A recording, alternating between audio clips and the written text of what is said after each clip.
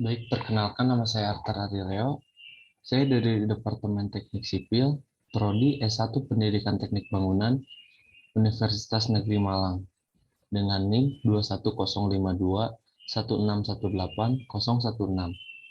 Di sini saya akan mempresentasikan hasil kerja saya, yaitu tekuk korsi dengan mata kuliah Mekanika Bahan, dan dosen pengampunya Bapak Mirja Abdillah Pratama.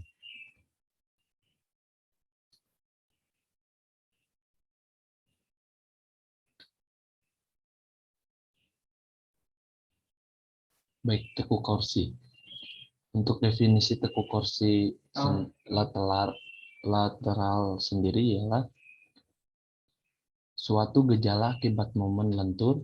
Bila mana balok mengalami momen lentur, maka salah satu fiens akan mengalami tegangan tarik dan fiens lain mengalami tegangan tekan. Karena tekuk terhalang oleh web, maka tekuk terjadi di sumbu kuat, yaitu ke arah luar balok. Oleh karena itu, panjang bidang yang tidak tertumpu menentukan tekuk torsi lateral.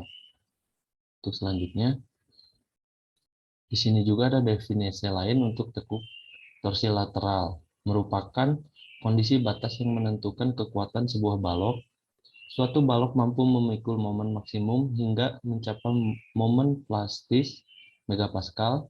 Tercapai atau tidaknya momen plastis, keruntuhan dari struktur balok adalah salah satunya, di antara lain yang pertama, tekuk lokal dari sayap tekan.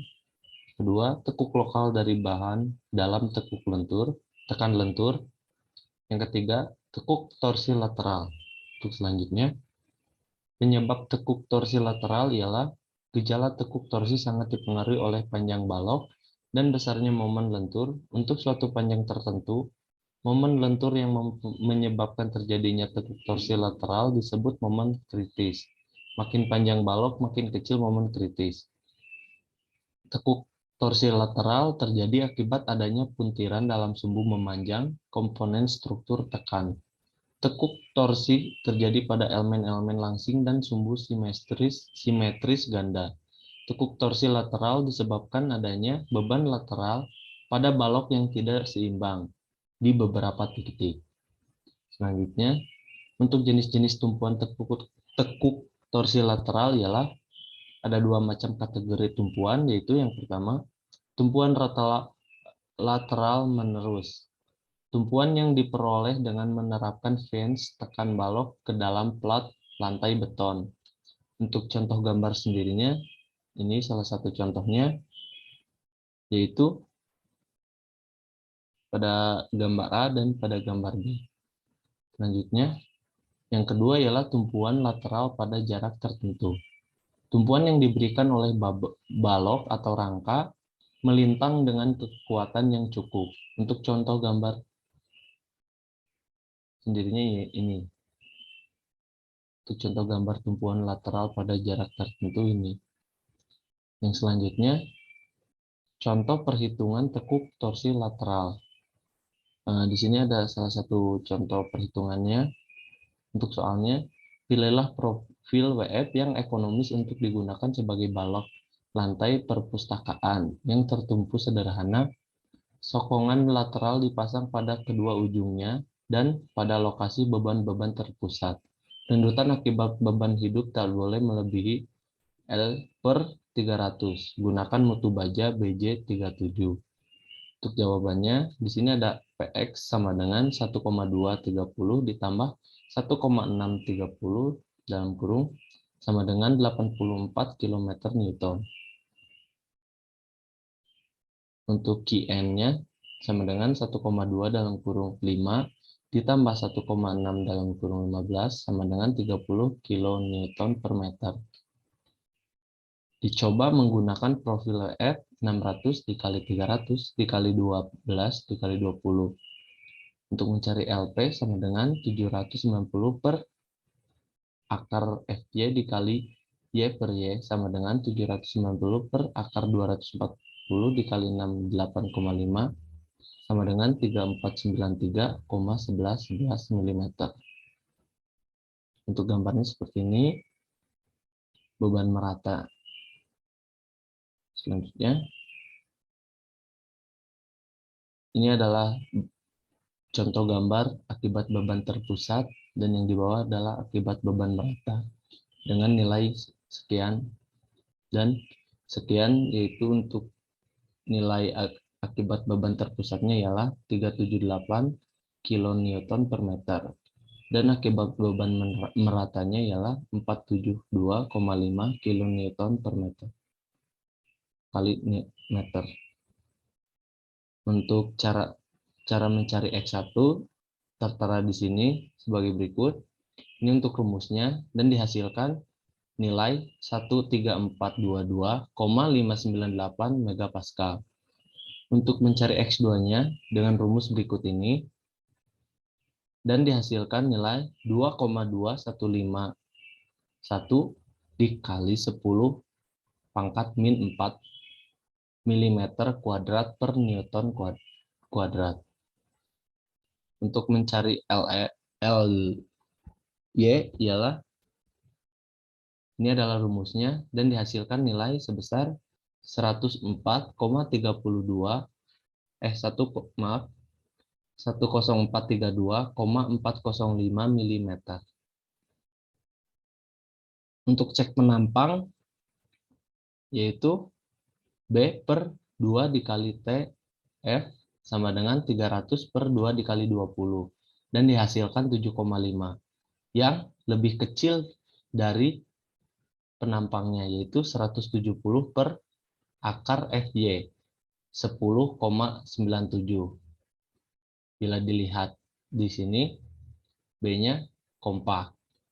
Dan kita lihat juga dari hasil H-nya yaitu 45,67 dan lebih kecil juga yang angkanya 108,44. Jadi untuk penampangnya kompak, kita akan mencari segmen AB sama dengan CD dengan L sama dengan 4,5 meter.